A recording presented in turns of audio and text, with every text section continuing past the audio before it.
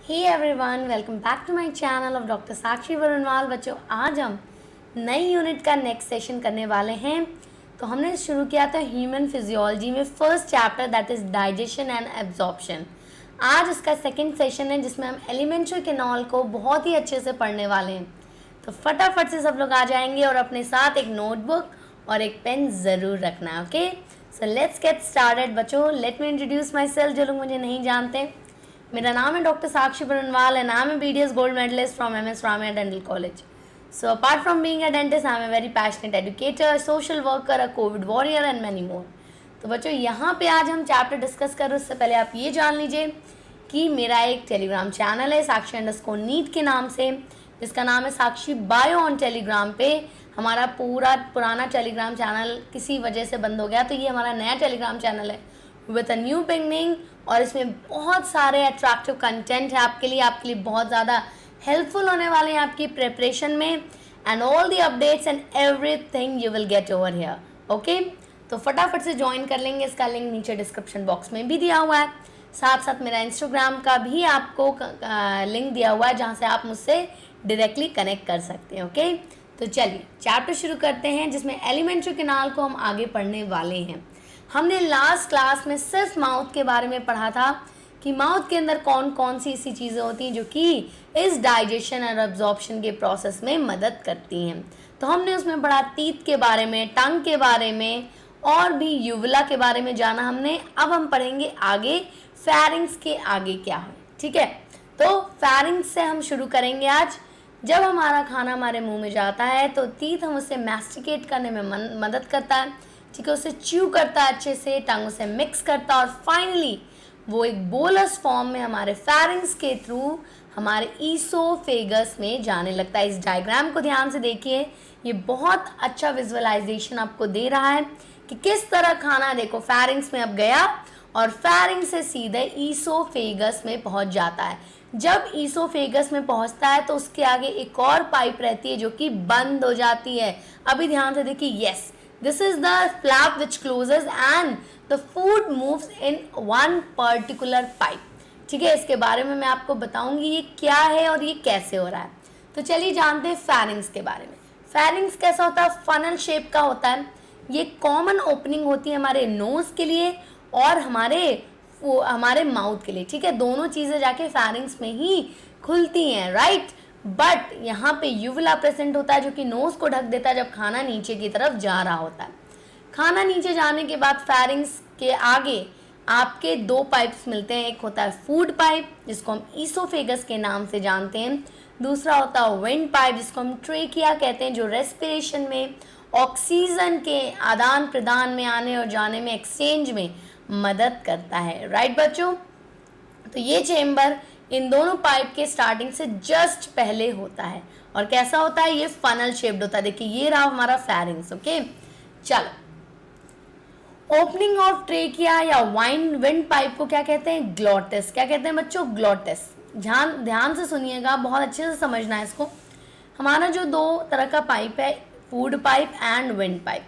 ठीक है, तो हम पहले बात करते हैं विंड पाइप की, जहाँ खाना नहीं जाना है, where food has not to go. उसकी कवरिंग होती है ग्लॉटिस, और यही क्लोज होता है जब फेरिंग से खाना ईसोफेगस की तरफ जाता है। ये ग्लॉटिस क्या करता है आपके, किसके? ग्लॉटिस के ऊपर होता है एपीग्लॉटिस। ट्रेकिया को ग्लॉटिस कहा जाता है, ओपनिंग ऑफ ट्रेकिया को। उसके ऊपर प्रेजेंट होता है एपीग्लॉटिस। क्या प्रेजेंट होता है बच्चों? एपीग्लॉटिस, जो कि कवरिंग की तरह होता है। किसकी तरह होता है? कवरिंग की तरह होता है। और यही कवरिंग जाके ढक्कन की तरह ग्लॉटिस पे बंद हो जाती है, जिससे कि देखो यहाँ एपीग्लॉटिस लिखा हुआ है।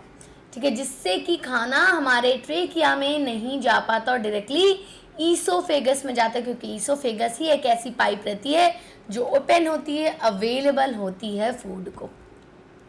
Glottis normally remains open. क्यों बच्चों, क्यों ऐसा होता है? ग्लॉटिस क्यों नॉर्मली ओपन रहता है?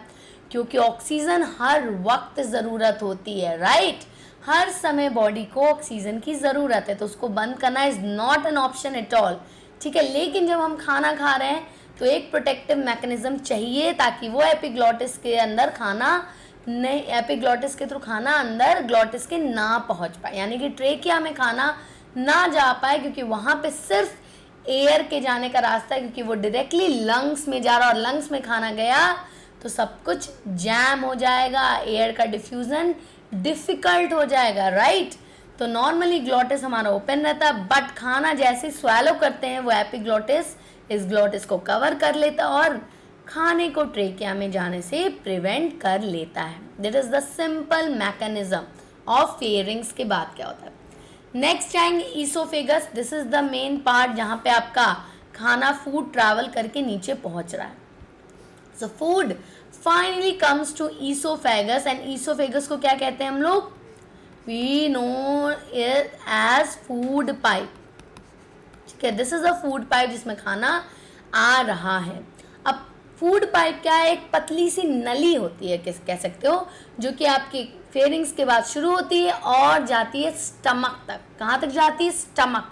स्टमक जिसको आप पेट कहते हो, पेट एक्चुअली जो आप यहाँ पे दिखाते हो वो पूरा दिखाते हो, बट स्टमक एक्चुअली एक स्पेसिफिक ऑर्गन है जो कि कैसा होता है, जे शेप होता है। कौन सा शेप होता है बच्चों, जे शेप होता है, और ईसोफेगस खाना आपके स्टमक तक पहुंचाता है। ईसोफेगस कैसा होता है, थिन होता है, इसके अंदर म्यूकस की लाइनिंग होती है जिसकी वजह से खाना नीचे की तरफ जाने लगता है। तो क्या म्यूकस की लाइनिंग होने से खाना इजीली नीचे पहुंच जाएगा, क्या खाना एकदम एक ही क्या कहेंगे साइज का जाता है आपके ईसोफेगस में कि जैसे ही डालो गुड़ुक से नीचे आपका पहुंच जाए, नहीं बेटा। आपका गस्सा जो होता है, आप जो कौर खाते हो वो डिफरेंट डिफरेंट, जब पिज्ज़ा मिलता है तो बड़ा सा कौर जाता है, और जब कोई मतलब मम्मी घर में साग वाग की सब्जी बना दे, करेला बना दे, बस तो मतलब रोटी टूटती नहीं है, इतनी बड़ी बड़ी कौर जाते हैं। क्यों, जब इतना डिफरेंस है खाने की क्वांटिटी में तो इतना इजी तो ईसोफेगस हर चीज़ को जाने देगा नहीं।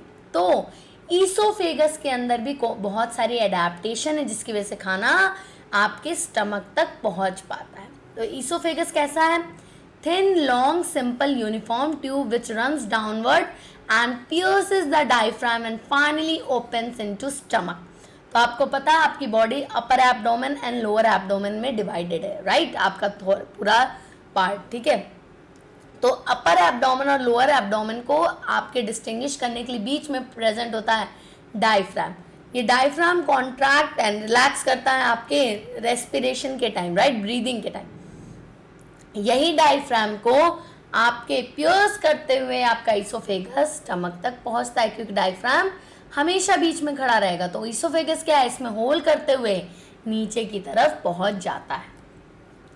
तो ये रहा देखिए आपका ईसोफेगस, ध्यान से देखिएगा, यहाँ पे कुछ होता है आपका डायफ्राम, ठीक है, ये इस एरिया में, इसको पियर्स करते हुए ये स्टमक तक पहुंचता है आपका ईसोफेगस। क्लियर है।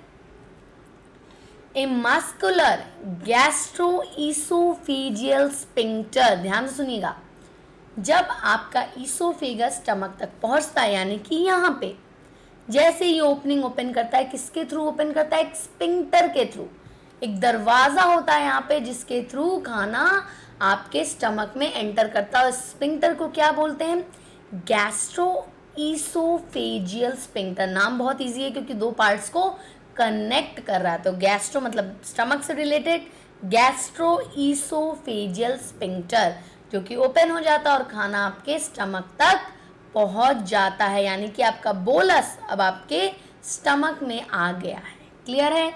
चलिए, क्या खाना आना इतना इजी था ईसोफेगस से, मतलब खाना खाया और ईसोफेगस ने कर दिया? नहीं बेटा, ईसोफेगर के अंदर म्यूकस होता है जो कि खाने को स्लिप करने में मदद करता है। ठीक है, दूसरा होता है इसके अंदर क्या, एक मूवमेंट, उस मूवमेंट का नाम क्या है, पेरिस्टाल्सिस। ये हम आगे फिर पढ़ेंगे, लेकिन मैं आपको बता दूं, इसी पेरिस्टाल्सिस की वजह से खाना नीचे की तरफ मूव करता है। तो जब आपका ये ईसोफेगस रहता है, इसमें अगर बोलस आया तो वो पार्ट कॉन्ट्रैक्ट करता है और नीचे वाला रिलैक्स करता है। तो कुछ जिगजैग मूवमेंट आपको दिखेगा इस तरह का। ठीक है, इस जिगजैग मूवमेंट को पेरिस्टाल्सिस कहते हैं। जैसे यहाँ प्रेशर बढ़ता है, नीचे वाला पार्ट वाइड हो जाता है और वाइड होने की वजह से ये खाना नीचे की तरफ सरक जाता है। वैसे ही फिर अब यहाँ कॉन्ट्रैक्शन होगा और नीचे वाला पार्ट एक्सपैंड होगा। यही कॉन्ट्रैक्शन और रिलैक्सेशन की मदद से पेरिस्टालसिस मूवमेंट होता है और इसकी वजह से खाना धीरे धीरे धीरे धीरे इसोफेगस से नीचे की तरफ जाने लगता है। क्लियर है? इसको पेरिस्टालसिस भी कहते हैं, पेरिस्टाल्टिक मूवमेंट भी कहते हैं। ठीक है, चल अब आएगा हमारा खाना स्टमक में। स्टमक क्या है? एक ऑर्गन है जो कि जे शेप्ड है। किस शेप का है? जे शेप्ड ऑर्गन है। ओके, चल most dilated structure of alimentary canal, सबसे चौड़ा स्ट्रक्चर जो एलिमेंट्री कैनाल में देखा जाता है वो क्या है? आपका स्टमक है, जो कि ईसोफेगस और स्मॉल इंटेस्टाइन के बीच में प्रेजेंट होता है। यानी कि स्टमक के बाद अब कहाँ ओपन होगा? स्टमक अब जाके स्मॉल इंटेस्टाइन में ओपन होगा। यहाँ से ये बहुत क्लियर होता है। It lies below the diaphragm, इसलिए डायफ्राम को पियर्स करना पड़ता है ईसोफेगस को। In the abdominal cavity towards the upper left side, तो ये हमारा लेफ्ट हैंड है, आपको यहाँ सामने से राइट दिख रहा होगा। लेफ्ट साइड में के upper portion just below the diaphragm it is present. Okay, 1 litre capacity इसके अंदर होती है, यानी कि 1 litre storage is possible in the stomach. तो अगर आप यहाँ पे देखेंगे तो ये रहा हमारा stomach, dilated part. This is the stomach जो थोड़ा सा आपके इंटेस्टाइन से कवर अप हो रहा है। तो ये आपका स्टमक है जिसके अंदर 1 लीटर की कैपेसिटी होती है। कितने? 1 लीटर की कैपेसिटी प्रेजेंट होती है। Secretes protein digesting enzyme proteases. अब ध्यान से सुनिएगा, पहला यहाँ पे स्टमक का एंजाइम आ रहा है जिसका नाम है प्रोटीएजेज। ये क्या करेगा? नाम ही प्रोटीएजेज है, तो किसका डाइजेशन करेगा? प्रोटीन का डाइजेशन करेगा। आपके स्टमक में कौन कौन से एंजाइम है ये हम बहुत डेप्थ में पढ़ेंगे, जब डाइजेशन कैसे प्रोसेस होता है वो पढ़ने लगेंगे। अभी हम ये जान रहे हैं कि एलिमेंट्री कैनाल में स्ट्रक्चर क्या क्या है। ठीक है, ये प्रोटीएजेज एंजाइम बहुत ही स्ट्रॉन्ग रोल प्ले करते हैं डाइजेशन ऑफ फूड में, राइट। और एक बात और, आपका जो स्टमक होता है उसमें प्रेजेंट होता है HCl। क्या प्रेजेंट होता है? Hydrochloric acid. और ये क्या बनाएगा? मीडियम को एसिडिक बनाएगा। एसिडिक क्यों बनाना पड़ता है? क्योंकि यहाँ पे जो एंजाइम्स होते हैं वो एसिडिक मीडियम में ही काम करते हैं। ठीक है, चल स्टमक के क्या क्या पार्ट होते हैं? 3 मेजर पार्ट होते हैं, कार्डियक, फंडस, पाइलोरिक, और कुछ लोग बॉडी भी मानते हैं। तो कहीं कहीं 4 पार्ट बोले गए, कहीं कहीं 3, आप 4 में भी याद कर सकते हैं, कार्डियक, फंडक, बॉडी एंड पाइलोरस। ठीक है, 4 पार्ट भी आप याद कर सकते हैं, कोई दिक्कत नहीं है। ठीक है, एंड पाइलोरिक। ठीक है, कार्डियक सबसे ऊपर वाला पार्ट है जहां पे आपका क्या ओपन हो रहा है? आपका गैस्ट्रोइसोफेजियल स्फिंक्टर ओपन हो रहा है। उसके जस्ट नीचे जो पार्ट होगा उसको कार्डियक पार्ट कहते हैं। कार्डियक क्यों कहते हैं? क्योंकि ये हार्ट के बहुत पास है। ठीक है, ये हार्ट के काफी पास है, इसलिए इसका नाम कार्डियक स्टमक रखा गया। समझिए। दूसरा है फंडक, जो कि मिडल पोर्शन होता है। इसका डायग्राम भी मैं आपको दिखा देती हूँ। तो ये आपका कार्डियक पोर्शन है जो कि एकदम स्टार्टिंग में शुरू हो रहा है। Then there is a fundus just below the cardiac portion, जो डायलेटेड पार्ट होता है बेसिकली। ठीक है, उसके बाद पूरा जो नीचे वाला पार्ट बचेगा उसको हम बॉडी कहते हैं। क्या कहते हैं? बॉडी कहते हैं। और लास्ट पार्ट जहां से वो इंटेस्टाइन को कनेक्ट कर रहा है उसको कहेंगे पाइलोरस। क्या कहते हैं बच्चों? Pylorus. This is the lowest most portion which opens in the first part of small intestine, जिसको हम डिओडेनम कहते हैं। क्या कहते हैं? Duodenum is the first part of your small intestine. Terminal pylorus part जो होता है, जो आपके इंटेस्टाइन में ओपन होता है, वहां पे भी एक स्फिंक्टर होता है जिसका नाम होता है पाइलोरिक स्फिंक्टर, जो पाइलोरस के नाम से ही रखा गया है। इस स्फिंक्टर का बहुत इंपॉर्टेंट रोल है, हर स्फिंक्टर का रोल है। हर एक दरवाजा किसी काम की वजह से बनाया गया है। ठीक है, तो क्यों बनाया गया है? देखो, पहला वाला जो दरवाजा था आपका, पहला स्फिंक्टर जो कि गैस्ट्रोइसोफेजियल स्फिंक्टर था, वहां पे दरवाजा लगा था भैया कि स्टमक की कैपेसिटी 1 ही लीटर है। अब आप ज्यादा खाना घुसाओगे तो दिक्कत हो जाएगी, तो पहले से दरवाजा लगाता है भैया अब इससे अधिक नहीं जा पाएगा। तो आपका मन क्या होता है? मिचली आने लगती है, आपको उल्टी जैसा फील होता है कि खाना पेट इतना भर गया है कि अब इससे अधिक नहीं जा पाएगा। क्लियर है? वैसे ही जब पेट भर जाता है तो आगे की तरफ भी जो दरवाजा होता है उसमें धीरे धीरे चीज को सप्लाई करता है, एक बार में पूरा सप्लाई नहीं करता। इसलिए सेकेंड गेट की जरूरत होती है, क्योंकि इंटेस्टाइन वाले पार्ट में सबसे ज़्यादा डाइजेशन और एब्जॉर्प्शन होता है। तो वहाँ पे प्रोसेस को धीरे धीरे वो कंप्लीट करवाता है, एक बार में बल्क में नहीं कर सकता, इसलिए दूसरा दरवाज़ा यहाँ पे इम्पोर्टेंट हो जाता है। स्टमक का फंक्शन क्या है? पहला, रिजर्वॉयर का काम करता है। 1 लीटर कैपेसिटी है, definitely it is the reservoir की बहुत देर तक खाना स्टोर भी कर लेता है। केमिकल और एंजाइमेटिक डाइजेशन इनिशिएट होता है यहाँ पे, बहुत सारा डाइजेशन प्रोसीजर यहाँ पे शुरू हो जाता है काफ़ी अच्छे तरीके से। ब्रेकडाउन होने लगता है मैक्रोमोलिक्यूल्स का, राइट, स्पेशली प्रोटीन्स का। Gastric smooth muscle mix and grind food stuff by vigorous contraction with gastric secretion. तो हमारा जो गैस्ट्रिक स्मूथ मसल होते हैं, गैस्ट्रिक की लाइनिंग होती है, उसमें मसल प्रेजेंट होते हैं जो कि खाने को बहुत ही विगरसली मूव करते हैं ताकि उनमें कॉन्ट्रैक्शन हो पाए, और इन सिक्रीशन के साथ साथ वो बहुत अच्छे से विगरसली मिक्स होते हैं, ग्राइंड होते हैं और छोटे छोटे मॉलिक्यूल में टूटने भी लगते हैं। Food becomes liquefied in the stomach and release slowly in the small intestine. अब ध्यान सुनिएगा, आपका खाना जब स्टमक में पहुंचता है बहुत अच्छे से मिक्स होता है वहाँ पे और भी अच्छे से कॉन्ट्रैक्शन की वजह से, उसके बाद खाना धीरे धीरे थोड़ा थोड़ा करके इंटेस्टाइन में जाता है। इसलिए पाइलोरिक स्फिंक्टर जो है वो थोड़ा सा खुलता है, थोड़ा सा खाना जाता है, फिर बंद हो जाता है। तो थोड़े थोड़े पार्ट में स्मॉल इंटेस्टाइन में खाना जाता है, ना कि पूरा एक बार में चला जाए। क्लियर है? तो ये काम भी आपका स्टमक करता है। HCl जो आपके स्टमक में प्रेजेंट होता है, ये एसिडिक मीडियम देता है ताकि जितने भी बैक्टीरिया प्रेजेंट है फूड में उनको डिस्ट्रॉय कर दे, प्लस एंजाइमेटिक एक्शन में भी मदद करता है क्योंकि इसके एंजाइम जो हैं वो एसिडिक मीडियम में ज़्यादा एक्टिव रहते हैं। क्लियर है? तो 2-3 काम है हमारे HCl का। एक तो बैक्टीरिया को डिस्ट्रॉय करना, जितने भी हार्मफुल बैक्टीरिया होंगे वो सारे HCl से डिस्ट्रॉय हो जाते हैं। क्लियर है? Most of the part. उसके बाद आते हैं हम स्मॉल इंटेस्टाइन में, last but not the least, बहुत इंपॉर्टेंट है इंटेस्टाइन। इसमें 3 पार्ट होते हैं स्मॉल इंटेस्टाइन के, ठीक है, डियोडेनम, ठीक है, जेजुनम एंड इलियम। सबसे छोटा वाला पार्ट होता है डियोडेनम जो कि यू शेप का होता है, काफ़ी लंबा नहीं होता, छोटा सा पार्ट होता है जो कि स्टमक से शुरू होता है। फिर आता है जेजुनम जो कॉइल्ड पार्ट है, काफ़ी कॉइलिंग देखी जाती है, और ये मिडिल पार्ट होता है हमारे स्मॉल इंटेस्टाइन का। और सबसे मोस्ट कॉइल पार्ट कहते हैं इलियम को, जो कि पोस्टीरियर पार्ट होता है, और ये डायरेक्टली ओपन होता है लार्ज इंटेस्टाइन में। कहाँ पे? लार्ज इंटेस्टाइन में। क्लियर है?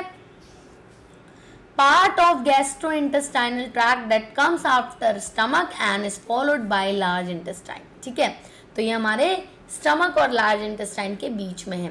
स्मॉल इसका नाम इसलिए नहीं रखा गया है क्योंकि ये छोटा है, लेंथ वाइज ये बहुत लंबा है, लेकिन विड्थ वाइज इसका कैनाल काफ़ी पतला होता है, इसलिए इसको स्मॉल इंटेस्टाइन बुलाया जाता है।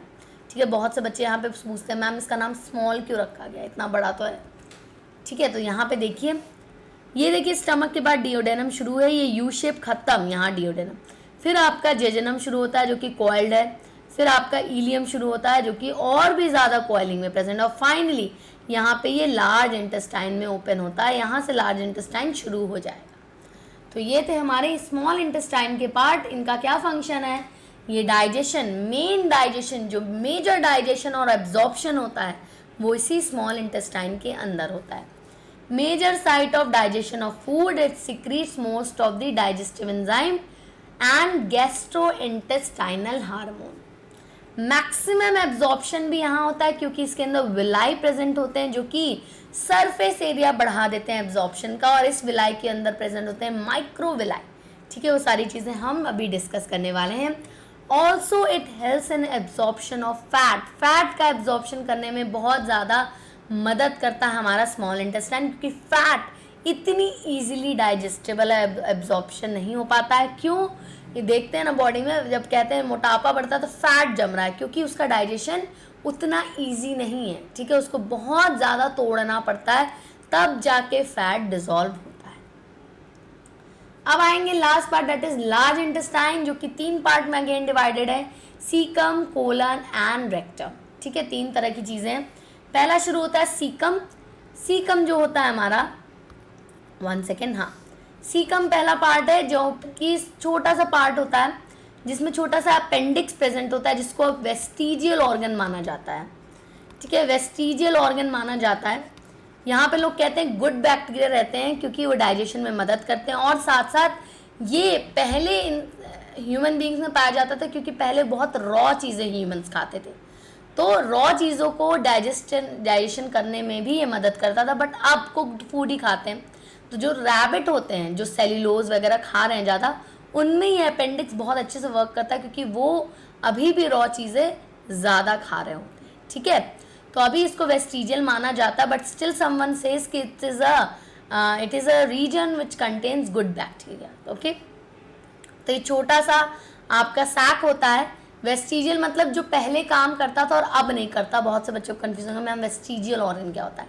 ऐसा ऑर्गन जो पहले फंक्शनल था बट अब इतने काम का नहीं रह गया है।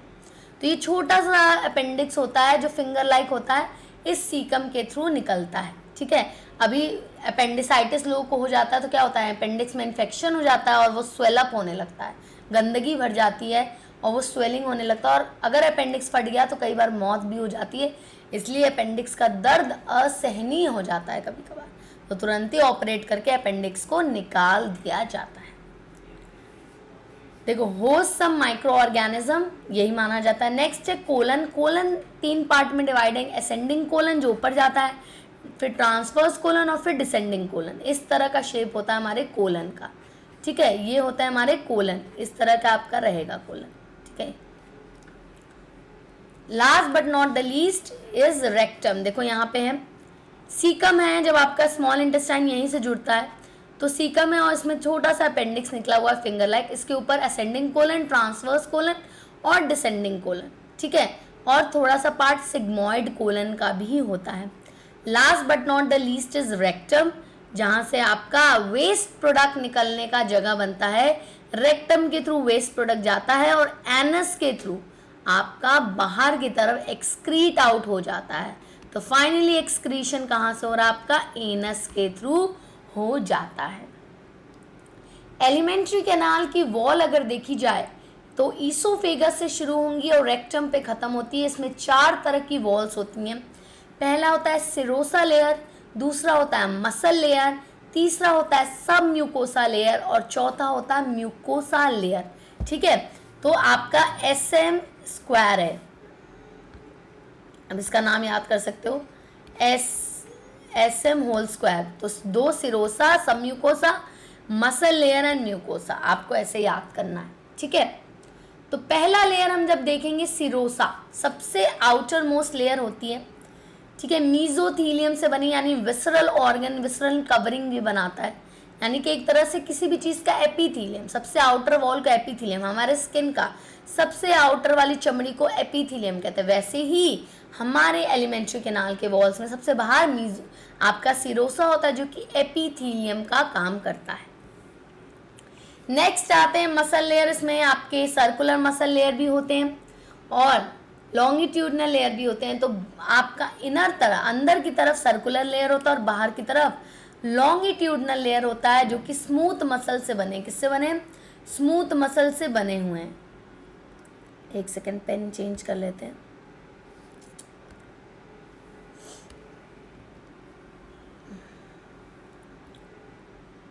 हाँ जी, तो ये दोनों 2 तरह की लेयर है बट दोनों ही स्मूथ मसल लेयर ही कहलाती हैं। ठीक है, thickest part is found in stomach. Stomach में सबसे ज़्यादा थिक मसल पाई जाती है। मोस्ट एक्सपैंडेड पार्ट है या डायलेटेड पार्ट कह लो। ठीक है, इसलिए इसमें मसल की लेयरिंग क्यों मोटी होती है। दूसरा, इसमें HCl का प्रोडक्शन काफ़ी आई है। और तीसरा, ये पेरिस्टालसिस भी इसमें देखा जाता है सबसे ज़्यादा। ठीक है, मैक्सिमम पेरिस्टालसिस इसमें देखा जाता है। स्टमक में एक्स्ट्रा लेयर होती है जिसको ऑब्लिक मसल लेयर कहते हैं, जो कि सर्कुलर लेयर के भी अंदर होती है। तो एक एक्स्ट्रा लेयर प्रेजेंट होती है हमारे स्टमक में जिसको हम ऑब्लिक मसल लेयर कहते हैं, जो कि 2 लेयर्स के मसल लेयर के अलावा प्रेजेंट होती है स्टमक में। ठीक है, देन नेक्स्ट हम आएगा सब म्यूकोसा। सब म्यूकोसा क्या होता है? इसके अंदर सारे कनेक्टिव टिश्यू टाइप के अटैचमेंट प्रेजेंट है, सारे areolar connective tissue, blood vessels, nerve cells, lymph vessel, सारी चीज़ें सब म्यूकोसा के अंदर प्रेजेंट होते हैं। और last but not the least is mucosa, जो कि स्टिकी लेयर होती है, सिक्रीटरी लेयर होती है, जिसमें मैक्सिमम एब्जॉर्प्शन और सिक्रीशन देखा जाता है। इसी के अंदर विलाई प्रेजेंट होते हैं जिसपे छोटे छोटे फिंगर लाइक प्रोजेक्शन रहेंगे और ये सरफेस एरिया इंक्रीज करने में मदद करता है हमारे इंटेस्टाइन में। क्लियर है? Also forms gastric glands in the stomach. हमारे स्टमक के अंदर छोटे छोटे गैस्ट्रिक ग्लैंड्स प्रेजेंट होते हैं इसी म्यूकोसा की लेयर के अंदर। तो ये हमारी 4 लेयर थी। अब आएंगे लास्ट में विलाई और माइक्रोविलाई में। बहुत देर से सुन रहे हैं मैम एब्जॉर्प्शन इंक्रीज करता है विलाई और माइक्रोविलाई, क्या है ये दोनों? तो बेटा जब विलाई और माइक्रोविलाई की बात होती है तो ये 2 डिफरेंट चीज़ें हैं, डेफिनेटली सेम चीज़ें नहीं है, बट हाँ दे आर वेरी कनेक्टेबल। ठीक है, दोनों बहुत कनेक्टेबल है। तो स्मॉल इंटेस्टाइन के अंदर बहुत सारे आपके प्रोजेक्शन देखे जाते हैं, इसको हम कहते हैं विलाई। ठीक है, जो कि बहुत ही रिच ब्लड कैपिलरीज और लिम्फेटिक कैपिलरीज से सप्लाइड होते हैं। इनमें ब्लड सर्कुलेशन काफ़ी हाई होता है, इनको कहते हैं विलाई। ओके, इन्हीं विलाई के ऊपर बहुत माइक्रोस्कोपिक प्रोजेक्शन होते हैं। जैसे ये विलाई है आपकी, इसके ऊपर छोटे छोटे प्रोजेक्शन देखे जाते हैं, इनको कहते हैं माइक्रोविलाई। ये है आपका विलाई। क्लियर है? ये मेन डिफरेंस है। ये जो माइक्रोस्कोपिक ब्रश लाइक आपके प्रोजेक्शन प्रेजेंट होते हैं विलाई के ऊपर, इनको माइक्रोविलाई कहते हैं। क्लियर है? ये फर्दर सरफेस एरिया इंक्रीज करते हैं और एब्जॉर्प्शन करने में काफ़ी ज़्यादा मदद करते हैं। ठीक है, तो this was the basic difference between villi and microvilli. On the surface of mucous epithelium, mucus or goblet cells are present and secrete mucus, act as a lubricant and protects the epithelial surface from damage and digestion। अब ध्यान से सुनिएगा, हमारा जो जितना भी आपका alimentary canal का जितना भी स्ट्रक्चर है, ठीक है, उसके अंदर म्यूकस आपके सेल्स या गॉबलेट सेल प्रेजेंट होते हैं जो कि म्यूकस का सिक्रीशन करते हैं। ये म्यूकस एक्चुअली एक बैरियर बनता है, ठीक है, जो कि आपके एपिथेलियम को प्रोटेक्ट करता है किसी भी तरह के नुकसान से। ओके, तो एक तरह से लुब्रिकेंट और बैरियर का ये काम करता है ताकि अंदर का एपिथेलियम को वो प्रोटेक्ट कर पाए। यही म्यूकस स्टमक में बहुत मोटी होती है ताकि HCl जो है हमारे स्टमक की स्किन को बिल्कुल भी परेशान ना कर पाए। लेकिन जब आपको गैस्ट्राइटिस होता है वहीं पे आपकी म्यूकस की लाइनिंग पतली हो जाती है और आपको गैस्ट्राइटिस की वजह से पेट में जलन महसूस होती है, क्योंकि HCl अब ज़्यादा करीब आ चुका है आपके स्टमक की स्किन से। Small slit like spaces are found between the base of villi, जिसको क्रिप्स ऑफ ल्यूबरक्यून कहते हैं। जब आप अपने इंटेस्टाइन की बात करोगे तो उसमें विलाई प्रेजेंट होते हैं। इन विलाई के नीचे बेस पे छोटे छोटे गैप्स प्रेजेंट होते हैं जिनको हम क्रिप्स ऑफ लिबरकिन कहते हैं। क्या कहते हैं? Crypts of Lieberkuhn. और ये क्वेश्चन इंपॉर्टेंट है, कहाँ आया ये? PYQs में आया है, बार बार इंपॉर्टेंट लिख लीजिएगा। It has come in PYQs, very important question, crypts of Lieberkuhn. ठीक है, maximum villi are found in jejunum, क्योंकि मोस्ट मिडल पार्ट है, बहुत ज़्यादा डाइजेशन और में मदद करता है, एब्जॉर्प्शन में मदद करता है। तो सबसे ज़्यादा विलाई कहाँ प्रेजेंट है? आपके जेजुनम के अंदर, जो कि middle part of small intestine. Okay, so that's it for today. I hope आपको अभी तक एलिमेंट्री कैनाल के सारे पार्ट समझ में आ गए होंगे। नेक्स्ट सेशन में हम अब डाइजेशन को समझेंगे कि क्या क्या हो रहा है, कैसे कैसे हो रहा है। तो अभी फिलहाल के लिए if it's clear then give me a bingo. और अगर कोई भी छोटू सा भी डाउट है तो आप मुझसे नीचे कमेंट सेक्शन में पूछ सकते हैं, या फिर you can connect with me on Telegram और Instagram for all your queries. Okay, तो बच्चों अब हम आपसे पूछेंगे 2 सवाल जिसका जवाब आपको देना है कमेंट सेक्शन में। उससे पहले अगर सेशन अच्छा लगा तो जल्दी से लाइक दबा दीजिए और अपनी अटेंडेंस मार्क करिए। डेफिनेटली शेयर कर दीजिए अपने सारे फ्रेंड्स के साथ, और अभी तक अगर सब्सक्राइब नहीं किया तो जल्दी से चैनल को सब्सक्राइब कर लीजिए and definitely press the bell icon ताकि आपको पता रहे कि मैम के सेशंस कब आ रहे हैं। वैसे डेली 12 PM मेरे सेशंस आते हैं। तो चलिए क्वेश्चन की तरफ चलते हैं। Here is the first question, Which one of the following part of human intestine hosts microorganism? कौन से पार्ट ह्यूमन इंटेस्टाइन का माइक्रो ऑर्गेनिज्म रखता है? ये मैंने बहुत ही स्पेसिफिकली आपको बताया हुआ है, तो आई होप ये आप इजीली आंसर कर सकते हो। Next question, the sphincter of ODI is present between, this is a very tricky question and very ज़्यादा क्या कहेंगे, बहुत स्पिंक्चर ऑफ ओडाई एक स्पिंक्चर का नाम है। मैंने 2 स्पिंक्चर आपको बताए, आपको ढूंढ के आना है ये स्पिंक्चर ऑफ ओडाई किस स्पिंक्चर का नाम है, and let me know the correct answer. Till then के लिए बच्चों party, thank you so much. Okay, इसके अलावा भी कोई तीसरा स्पिंक्टर हो सकता है, मैं बिल्कुल इसलिए मना नहीं कर रही हूँ। You have to search this and come back. Next session में हम इसको बहुत अच्छे से डिस्कस करने वाले हैं। Okay, so thank you everyone, have a great day, like share and subscribe and hit the bell icon. तब तक के लिए bye bye, have a great day बच्चों।